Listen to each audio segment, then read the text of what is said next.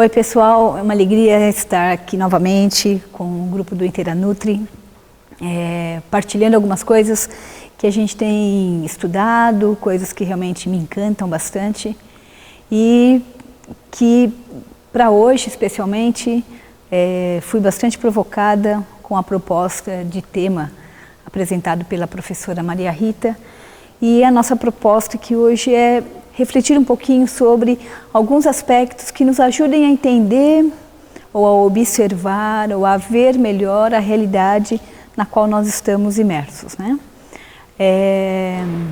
E nesse sentido é que nós elaboramos uma apresentação, um bate-papo, utilizando algumas imagens, já que é o que efetivamente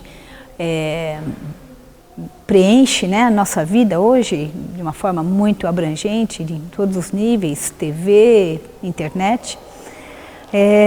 Mas a partir disso também, parando para pensar em alguns pontos sobre como é que nós lidamos com a realidade diante da qual nós estamos envolvidos e nos relacionamos o tempo todo.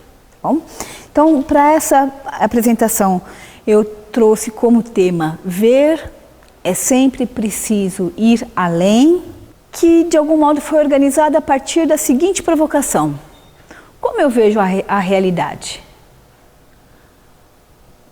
Parece uma pergunta até, né, os filósofos gostam de fazer essa pergunta, mas o que é ver? O que é realidade? E essa é a nossa provocação. E a partir dessa provocação eu apresento dois objetivos. O primeiro, que é refletir sobre alguns limites e riquezas do nosso olhar sobre as coisas, sobre os fatos e as pessoas com as quais nós convivemos. E a outra é refletir também, num espírito de reflexão, como olhamos a realidade. E dialogando nesse sentido com as contribuições de Edgar Morin, Leonardo Boff e da psicanálise de orientação lacaniana, que é o que eu tenho estudado nos últimos anos, né? Ver. O que é ver? Selecionei algumas imagens e contrapus a elas, vocês verão um pouquinho. Então vamos parar só para observar as imagens.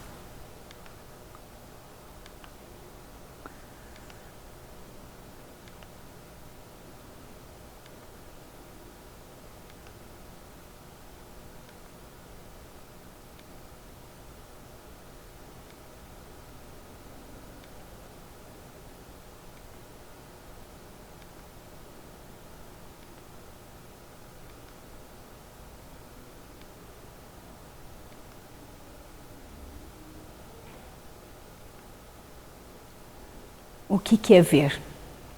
O que essas imagens provocam em cada um de nós? Certamente, muitas delas não são familiares. Saberíamos até atribuir um conceito para cada uma delas. Outras, talvez nos fizeram pensar um pouquinho, o que é isso? Mas todas elas nos provocaram, e nos provocaram pelo sentido mais primário que nós trazemos, né? Que é a visão. E essa visão, a visão, na verdade, ela possibilita uma sensação de domínio, né? De controle. É interessante isso. E, no entanto, nós nem percebemos o que está por trás. Nós só tomamos em conta aquilo que vemos.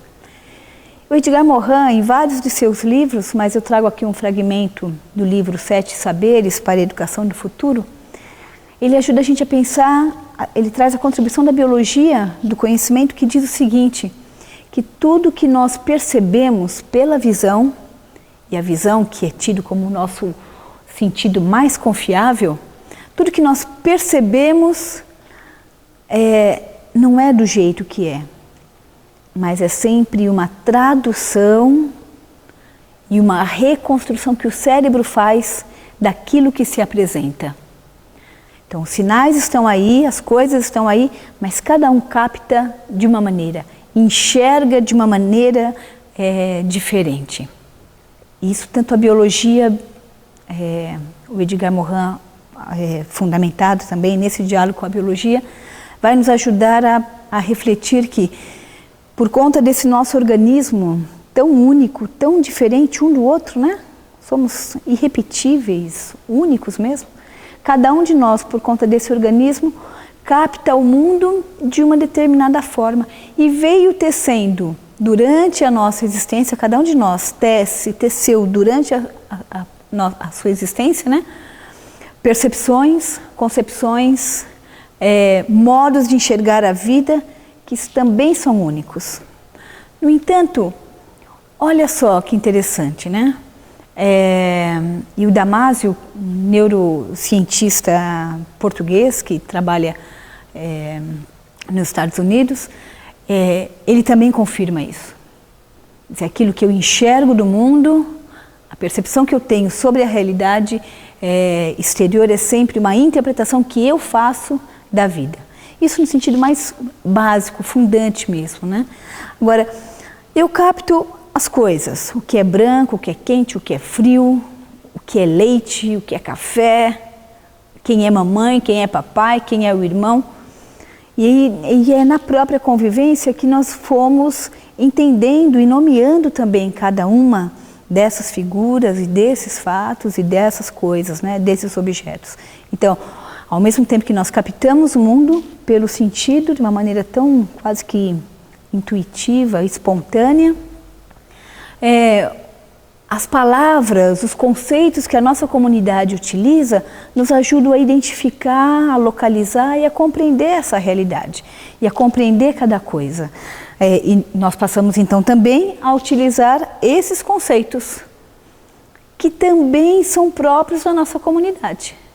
Então, nós temos uma maneira própria de enxergar, pessoal, singular, mas a nossa visão também é marcada pelas características da comunidade em que a gente vive.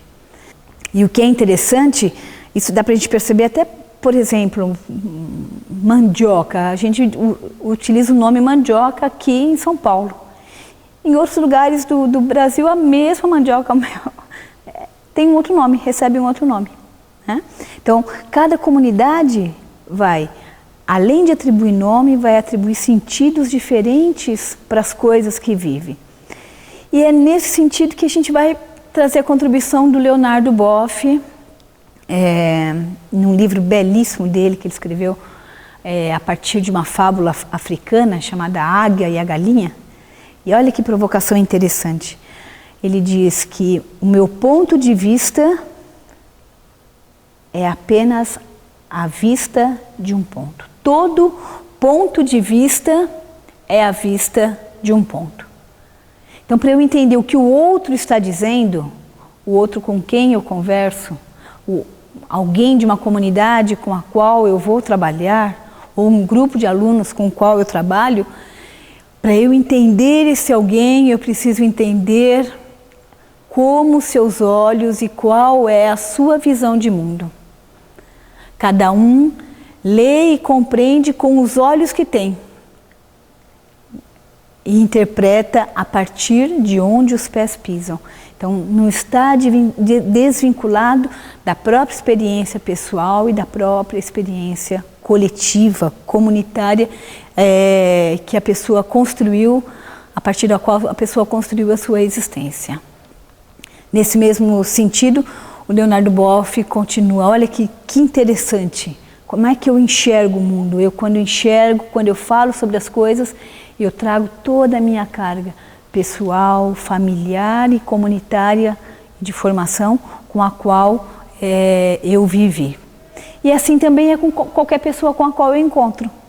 Olha lá, para compreender é essencial conhecer o lugar social de quem olha. Vale dizer como alguém vive, com quem essa pessoa convive, em que trabalha, que desejos alimenta, como assume os dramas da vida e da morte, que esperanças o animam. A compreensão nossa sobre qualquer realidade é sempre uma interpretação, é sempre uma construção. No entanto, quando nós percebemos isso, é que nós precisamos sempre tomar cuidado com essas interpretações que nós criamos. E cuidado no sentido de não achar que elas são universais, que elas são a verdade. Elas são apenas uma parte. Elas nos ajudam, sem dúvida, tem elementos que nos ajudam a viver e a nos relacionar, mas elas são sempre uma parte. São recortes, são elaborações que cada um trouxe, o que cada grupo trouxe, e por isso a importância do diálogo e da escuta a outras visões e a outras interpretações que ampliam a minha. Se todo ponto de vista é a vista de um ponto, quem está do outro lado enxerga outras coisas. E se esse outro puder me dizer dessas coisas, a minha visão se amplia. E se o outro acolher aquilo que eu trago, certamente algumas coisas ele não viu e essa visão poderá se ampliar. E olha que interessante, pelo diálogo é que nós podemos fazer circular essas interpretações, esses modos de enxergar a vida e a realidade.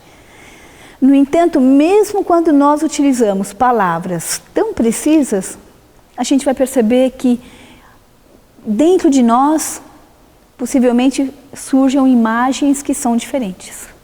Olha que interessante. Se eu disser a palavra mãe, tenho certeza que cada um trouxe à sua mente a sua mãe. Se eu falar a palavra árvore, cada um imaginou uma árvore. Bola. Manga já começa com problema, né? De que manga você está falando? A manga da blusa? A manga fruta? Né? Mas mesmo assim, o que eu queria só trazer com essas palavras é a questão de como essas imagens que nós viemos construindo, elas quase que elas surgem imediatamente. E se nós não paramos para conversar sobre elas, a gente vai possivelmente estar num equívoco. Olha que interessante esse quadrinho. Essa imagem está num livro muito, muito, muito bom. Chama Mestres da Mudança. E está na contracapa. Olha que interessante esse diálogo sobre um cachorro. Básico, um cachorro.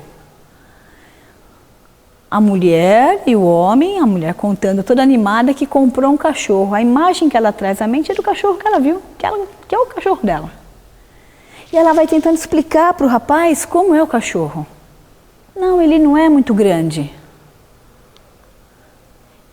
E o rapaz interessado continua, ele tem pelo longo? Não, não tem pelo longo. É de pelo curto. E ele vai refazendo as imagens dele. E de que cor é? Ah, é preto e branco, é malhado. Olha lá, a partir da imagem que ele tem. Ah, que cachorro bonito. Mas a imagem que ele tem não é a imagem do cachorro dela. A psicanálise nesse ponto vai nos ajudar a pensar muito nessa dinâmica das imagens que nós construímos. Não simplesmente como essa, em que são criadas duas imagens distintas, né?